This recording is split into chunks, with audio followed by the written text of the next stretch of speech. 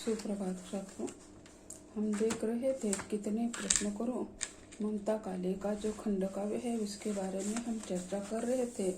तो वह यानी कैसे वाल्मीकि ऋषि के आश्रम में जाती है और उसके साथ कैसे सलूक होता है और वहाँ जाकर वह यानी 2 बच्चों को जन्म देती है और उसी समय यानी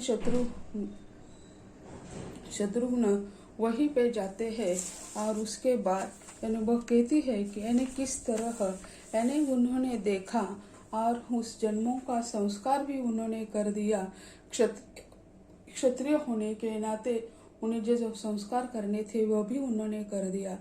बजती सब और बधाई मुद्राए पाता ब्राह्मण मेवे मिष्टान्न फलों के संग्रह बांटते हर पल क्षण। यानी वो कहती है कि अगर ये मेरे पुत्र महल में उनका जन्म हो जाता तो कैसे होता कि यानी मेवे या मिठाइयाँ नगर में बांटी जाती और हमारे महल में यानी बधाइयाँ बजती या सभी ढोल पिटाए जाते। लेकिन क्या है, ये सौभाग्य मेरे बच्चों में नहीं मिले हैं। अंतपुर की सब सखियाँ हर्षित हो कर गाती, नाचती अनवरत थक कर रुकती फिर रत हो जाती। यानी मेरी जो अंतपुर की जो सखियाँ है वो हंस हंस कर नाच नाच कर यानी हमारा मनोरंजन करती, लेकिन क्या है वो भी हमारे सौभाग्य में नहीं। तुम बार बार आने का शिशु तक प्रयत्न करते, जब अब अरक्त कपोल लिए में बजता बरजा करती तुमको सब।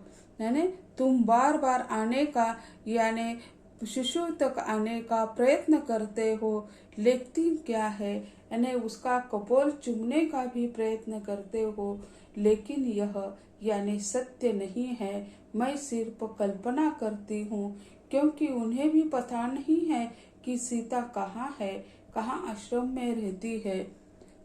सह पाते नहीं प्रतीक्षा तुम व्याकुल से हो जाते, माँ से कुछ कहने के मिस तुम व्यस्त भाव से आते। यानी तुम यानी प्रतीक्षा जो है तुम सह नहीं सकते हैं, लेकिन नियति ने कैसे, क्योंकि हम 14 साल तक साथ रहे हैं तब मैंने आपको पहचान लिया है। तुम यह प्रतीक्षा यानी सह नहीं पाते हैं। यानी जब मैं लंका में थी तब आपकी स्थिति क्या हो गई यह मुझे हनुमान जी ने बताया था। तो इसी कारण जब साथ थी तब भी हम कैसे एक दूसरे का ख्याल रखते थे यह भी मुझे पता है, और जब मैं लंका में थी तब आप कैसे दुख में थे यह भी मुझे पता है। आप यानी ये सब नहीं सह सकते हैं। मैं जान तुम्हारा कौशल कौशल मन ही मन गर्वित होती, फिर देख देख शिशुओं को मुस्काती हर्षित होती। जब यानी सीता के पिता उन्हें मिलने के लिए आश्रम में गए थे तब उन्होंने सारे हालात बताई थी कि यानी प्रभु रामचंद्र जी किस तरह कैसे महल में रहते हैं, यह उन्होंने बताया था। वे यानी जमीन पर घास की चटाई बिछाकर सोते हैं। उन्होंने सीता को अपने हृदय से नहीं निकाला है, उन्होंने स्वयं माफी मांगी थी, ऐसा भी उनके पिता सीता के पिताजी ने बताया था। इसी से कारण उनके प्रति यानी करुणा निर्माण हो जाती है सीता के मन में। यानी तुम्हारा सारा कौशल्य जानकर मैं मन ही मन गर्वित हो जाती हूँ, फिर देख देख शिशुओं को मुस्काती और हर्षित होती। यानी तुम्हारा प्रतिबिंब मैं बच्चों में देखती, उन्हें खिलाती, उन्हें हंसाती, उनसे सब कुछ यानी मैं सुख तो प्राप्त कर रही थी, लेकिन आपको ये सुख नहीं मिल गया। अपने पुत्रों के साथ खेलने का, उसको अपने कंधे पर लेने का ये सौभाग्य आपको नहीं मिला। कितना भारी अंतर था उसमें और इस स्थिति में, था किसको दोष की तुमको डाला इस क्रूर नियति में। यानी कितना भारी अंतर था कि हमारा हंसता खेलता परिवार फिर इस स्थिति में आ चुका है। उन्होंने उसमें इस स्थिति में यानी जब हंसता खेलता परिवार, जब आपको ये बात पता चली कि यानी आप पिता बनने वाले हैं, तो उसी समय का आनंद और आज का आनंद इसमें कितना अंतर आ चुका है। वो कहती है कि यानी किसको दोष दे दूं मैं, यानी इस क्रूर नियति को दोष दे दूं या मेरे यानी नसीब को दोष दे दूं जो तुम्हें इस स्थिति से परे रखा हुआ है। जो पितृ सुख जो है वह आपको नहीं मिल सका है। रह रह कर शिशु रोते थे, वृद्धा से संभाल ना पाते, लख उन्हें गर्व करती मैं, लख नीच को आंसू आते। वह दो शिशु जो है वो रो रो कर हैरान कर देते और वो वृद्धा जो थी उनकी सेवा करने के लिए उनको सहायता करने वाली वह भी यानी संभाल नहीं पाती है। यानी ये दो स्त्रियां दो बच्चों का छोटे शिशुओं को कैसे संभाल सकती है, वह भी वृद्धा है। तो इसी कारण सीता क्या हो जाती है कि सीता के आंखों से आंसू आ जाते हैं कि कैसी स्थिति बन गई है। उन शिशुओं का लाड प्यार करने का भी सौभाग्य यानी सभी को परिवार वालों को नहीं मिला है, ना उनकी माँ को मिला है, ना प्रभु रामचंद्र जी के माँ को मिला है। सीता की माँ तो यह यानी जैसे हम देखते दया का यानी घड़ा ही है, उसके मन में सभी के लिए प्यार है, कहाँ क्रोध ही दिखाई नहीं देता। तो उस नानी को भी ये सौभाग्य नहीं मिला कि अपने बच्चों के साथ अपने पोताओं के साथ खेले। तो जब सीता का जन्म हुआ था, सीता उन्हें जंगल खेत में मिली थी, उसी समय वो बहुत आनंदित थी। माँ जैसे उनका पालन पोषण किया और उसके बाद यानी उन्हें एक बच्ची पैदा हो गई या बच्चे ने प्रसाद के रूप में उन्हें एक बच्ची मिली। तो ऐसे जो है तो वो कहती है कि मैं यानी कैसे संभालूं उस वृद्धा का, यानी वृद्धा है इसी कारण ये बच्चों को तो संभाल नहीं सकती, मैं अकेली तो संभाल नहीं सकती दोनों को। और उन्हें रोते देखकर उसे संभालते संभालते फिर मुझे भी आंसू आ जाते हैं। केवल कुटिया का दीपक क्षण क्षण कंपित होता था, सावन की रात अंधेरी चंद्रमा कहीं सोता था।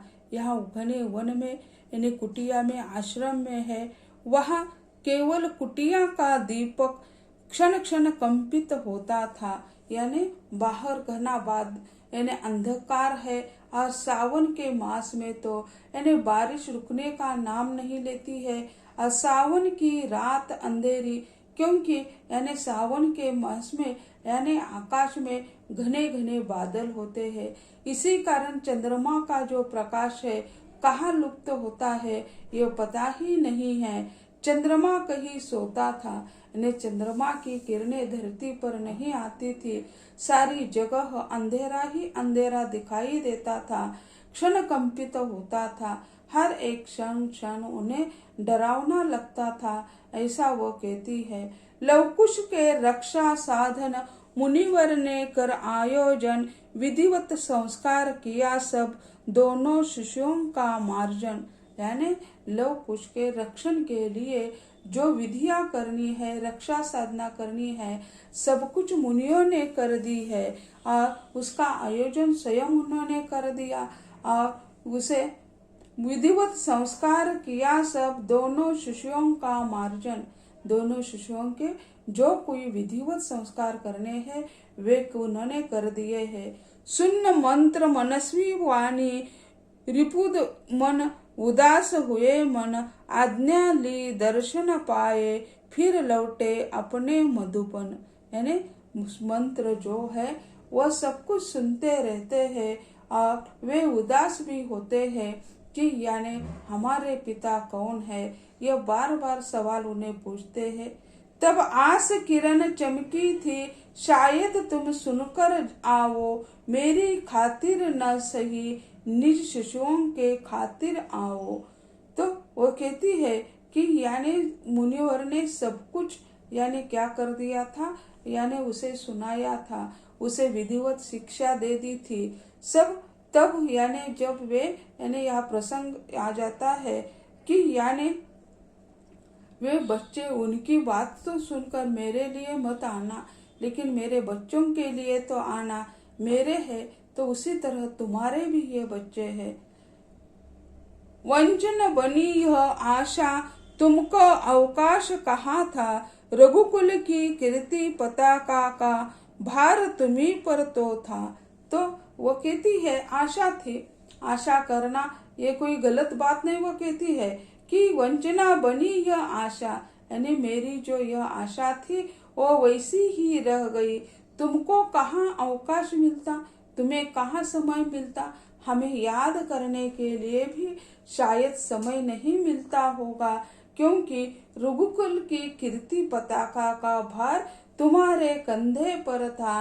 यानी अच्छा बनने के लिए तुम्हें क्या था, तुम्हें यानी समय ही नहीं मिला। परिवार को त्याग कर तुमने क्या प्राप्त कर दिया।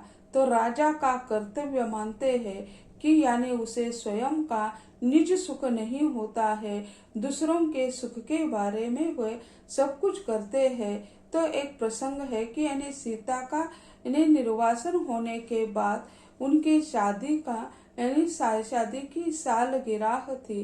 तो यानी विवाह के उपरांत वे तुरंत वनवास गए थे। उसके बाद सालगिरह करने का मौका ही किसी को नहीं मिला। हर एक अपने अपने यहाँ चले गए थे।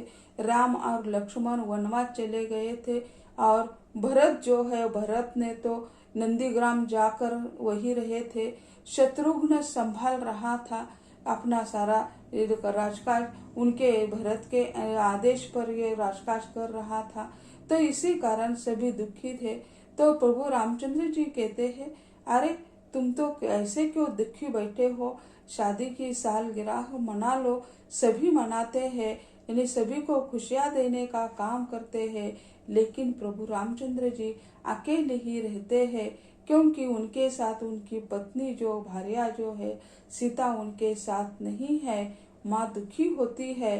तो ऐसे कई प्रसंग है जो प्रभु रामचंद्र जी के यानी अंतर मन को हिला देते हैं, लेकिन अंतर मन में वे स्वयं हिलते हैं, लेकिन दूसरों को सुख देने का प्रयत्न कर देते हैं। तो सीता कहती है कि हमारी जो कामना थी, वो आशा थी, वो ऐसी ही रह गई। तुमको अवकाश तक नहीं मिला। तुम्हें अवकाश कहाँ था कि हमारे बारे में सोचने के लिए। रघुकुल की कीर्ति पताका बढ़ाने का तो भार तुम्हारे कंधे पर था। बचपन से रहे अपरिचित शिशु पितृ स्नेह छाया से, वन आश्रम में पलते थे निर्मम विधि की माया से। यानी बचपन से ही वे यानी क्या थे, यानी अपरिचित रहे कि यानी शिशु पितृ स्नेह सहाया से। उन्हीं का पिता यानी उन्हें क्या पता कि पिता का प्रेम क्या होता है, पिता के साथ बच्चों का रिश्ता क्या होता है। बाकी उनके आश्रम के जो बच्चे अपने पिता के साथ रहते हैं, तो बार बार वे उसे पूछते हैं सीता से कि हमारे पिता कौन है, कहाँ है। तो उसी समय सीता उसे यानी बताती है कि कहीं दूर प्रदेश चले गए हैं, वापस आ जाएंगे, लेकिन वापस आने का भी कोई समय होता है, लेकिन यहाँ कोई समय नहीं है। बार बार उसे टाल देती है बात, लेकिन बच्चे ये जो है वो बात अपनी मानने के लिए अड़िग रहते हैं। बार बार वे उसे माँ से पूछते हैं, लेकिन माँ कभी प्रेम से बताती है, कभी क्रोध से बताती है। वन आश्रम में पलते थे निर्मम विधि की माया से, यानी उनका पालन कहाँ हो रहा था, वन आश्रम में हो रहा था। तो वहाँ की रीति पद्धतियाँ रिवाज अलग होते हैं, राज परिवार के रीति रिवाज अलग होते हैं, लेकिन उससे वे क्या थे, अनभिज्ञ रह गए उस विधि से, निर्मम विधि की माया से। सब काम हाथ से करते, आश्रम का जल भरते थे, प्रातः संध्या प्रतिदिन वे गुरु सेवा में रमते थे। सब काम अपना जो काम है वे अपने हाथ से करते थे, आश्रम का जल भी भरते थे, राजकुमार थे, उन्हें पता नहीं था वे स्वयं राजकुमार है। लकड़ियां काटते थे, माँ के साथ वे काम सब कुछ काम करते थे। प्रातः संध्या प्रतिदिन वे गुरु सेवा में रमते थे, यानी गुरु सेवा यानी गुरु की सेवा करना आश्रम का एक धर्म होता है। तो वे क्या कर देते हैं, यानी सीता के साथ यानी वे लकड़ियां लेने के लिए वे चले जाते हैं। सीता स्वयं चक्की पीसकर आटा बनाती थी। उसी समय यह बच्चे उसे तंग कर देते तो रस्सी से बांध कर रखती थी। तो आश्रम का एक नियम होता है, हर एक को अपना अपना स्वयं काम करना चाहिए। वही किसी को कोई सहायता नहीं करता है। तो वह यानी कुल्हाड़ी लेकर वे सीता के साथ जाते थे, लकड़ियां लाते थे, आश्रम का जल भर देते थे। जब वह बच्चे पैदा होने से पहले सीता स्वयं यानी कुएं से पानी निकाल लेती है। उसी बार उसे बहुत दर्द होता है। हनुमान उसी सेवा के लिए तत्पर थे। वे उसे मदद करना चाहते हैं, लेकिन सीता कहती है, नहीं, यह आश्रम के नियम के विरुद्ध है। आप मुझे सहायता मत कर दीजिए। मुझे स्वयं आत्मनिर्भर बनना चाहिए। तो ऐसे वह यानी एक राजकन्या थी। राजकन्या बनने के बाद राजरानी थी, और राजरानी के बाद वह एक सन्यासिनी बन गई है। आश्रम में रहती है और वह स्वयं अपना काम कर देती है। और ये बच्चे भी अपना काम स्वयं करते हैं। आश्रम में जल भरते हैं। संध्या सुबह यानी वह गुरु की सेवा करने में तत्पर रहते हैं। ऐसे हमारे पुत्र है। ऐसी वह सीता यानी प्रभु रामचंद्र जी को उद्देश्य कर कहती है। छात्रों, आज हम यही कहते हैं। अगले लेक्चर में अगले हिस्से के बारे में चर्चा करेंगे। धन्यवाद।